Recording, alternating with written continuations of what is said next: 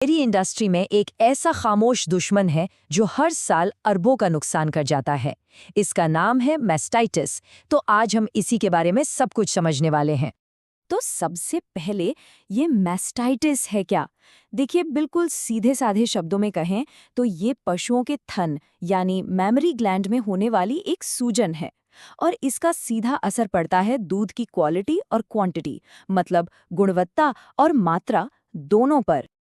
अब ये सिर्फ जानवरों की सेहत का मामला नहीं है, नहीं, इसका असर सीधे सीधे डेयरी किसानों की जेब पर पड़ता है। सोचिए, एक तरफ दूध का प्रोडक्शन कम हो जाता है और दूसरी तरफ इलाज का खर्चा, तो ये एक बहुत बड़ा आर्थिक बोझ बन जाता है। तो आज के इस डिस्कशन में हम इसी समस्या की जड़ तक जाएंगे। हम ये समझेंगे कि भाई ये इन्फेक्शन फैलता कैसे है, इसकी पहचान कैसे होती है, इसका इलाज क्या है और हाँ, सबसे ज़रूरी बात, इससे अपने पशुओं को बचाया कैसे जा सकता है। ठीक है, तो चलिए अपने पहले सेक्शन पर आते हैं। समझते हैं कि ये पूरी कहानी शुरू कहाँ से होती है। मतलब ये दुश्मन जानवर के शरीर में दाखिल कैसे होता है। देखिए, इसकी शुरुआत होती है जब बैक्टीरिया थन की नली यानी टीट कैनाल के जरिए अंदर घुस जाते हैं।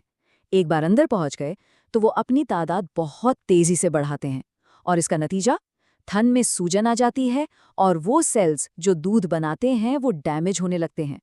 अब ये जो बैक्टीरिया हैं, ये भी दो तरह के होते हैं। पहले होते हैं संक्रामक यानी कंटेजियस, जो एक गाय से दूसरी गाय में फैलते हैं, और दूसरे होते हैं पर्यावरणीय, मतलब इन्वायरमेंटल, जो गाय को उसके आसपास के माहौल से, जैसे गंदी जगह से मिलते हैं। और जाहिर है, दोनों से बचने के तरीके भी अलग अलग ही होंगे। तो कौन सी चीजें हैं जो इसका खतरा बढ़ा देती हैं? सबसे पहले तो साफ सफाई की कमी, फिर दूध धोने का गलत तरीका, थनों में किसी तरह की चोट या फिर गीला और गंदा बिस्तर। ये सारी चीजें मिलकर समझिए कि इस बीमारी को दावत देती हैं। तो सवाल ये उठता है कि पता कैसे चले कि इन्फेक्शन हो चुका है? चलिए अब जरा डिटेक्शन यानी इसकी पहचान के तरीकों पर नजर डालते हैं। और यहाँ एक बहुत ही दिलचस्प बात सामने आती है। मैस्टाइटिस के दो रूप होते हैं। एक है क्लिनिकल, जिसमें लक्षण साफ साफ दिखते हैं, जैसे थन में सूजन, दर्द या दूध का खराब होना। लेकिन दूसरा है सब क्लिनिकल, और ये है असली खामोश दुश्मन। इसमें बाहर से कोई लक्षण नजर नहीं आता। और पता है, सबसे ज्यादा आर्थिक नुकसान इसी सब क्लिनिकल मैस्टाइटिस से होता है। क्यों? क्योंकि बाहर से तो सब ठीक लगता है, पर अंदर ही अंदर दूध का प्रोडक्शन लगातार कम होता रहता है, और जब तक पता चलता है काफी देर हो चुकी होती है। तो फिर इस छिपे हुए इन्फेक्शन का पता कैसे लगाया जाए? इसके लिए कुछ खास टेस्ट होते हैं। इनमें सबसे कॉमन है कैलिफोर्निया मैस्टाइटिस टेस्ट या CMT। ये एक बड़ा सिंपल सा टेस्ट है जो दूध में सोमैटिक सेल्स की संख्या को चेक करता है। अब ये सोमैटिक सेल्स क्या है? ये वो कोशिकाएं हैं जो इन्फेक्शन से लड़ती हैं। अगर दूध में इनकी संख्या बढ़ी हुई है तो मतलब साफ है, इन्फेक्शन मौजूद है। ठीक है, तो मान लीजिए इन्फेक्शन कंफर्म हो गया। अब क्या? अब बात करते हैं ट्रीटमेंट की, यानी इलाज की रणनीति क्या होनी चाहिए। देखिए, मैस्टाइटिस का इलाज कोई एक गोली या इंजेक्शन नहीं है, ये एक पूरी स्ट्रैटेजी है। इसमें एंटीबायोटिक थेरेपी तो है ही, साथ में सूजन कम करने की दवाएं भी दी जाती हैं। बार बार दूध निकालना भी जरूरी होता है और जरूरत पड़ने पर सपोर्टिव थेरेपी भी दी जाती है। अगर एंटीबायोटिक्स की बात करें तो वो भी दो तरह से काम करती हैं। एक होती हैं सिस्टमिक, जो इंजेक्शन के जरिए दी जाती हैं और पूरे शरीर में काम करती हैं, और दूसरी होती है इंट्रामैमरी, जो ट्यूब के जरिए सीधे थन के अंदर डाली जाती हैं, मतलब एकदम टारगेटेड इलाज। लेकिन सिर्फ एंटीबायोटिक्स ही काफ़ी नहीं है।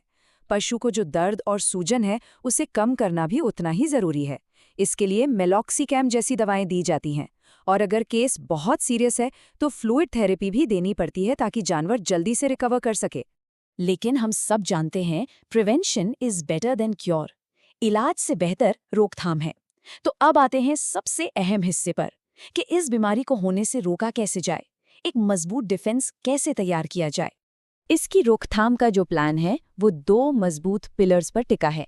पहला, रोजाना की साफ सफाई, खासकर थनों की। दूध दूने के बाद उन्हें एंटीसेप्टिक घोल से साफ करना, जिसे टीट डिपिंग कहते हैं, बहुत जरूरी है।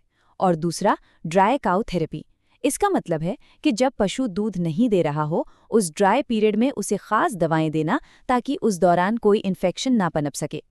तो कुल मिलाकर बात यह है कि मैस्टाइटिस से लड़ने के लिए एक इंटीग्रेटेड अप्रोच चाहिए।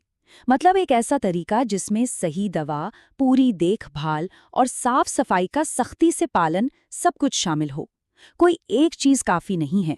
तो आखिर में ये हमें एक बहुत ही ज़रूरी सवाल पर लाकर खड़ा कर देता है।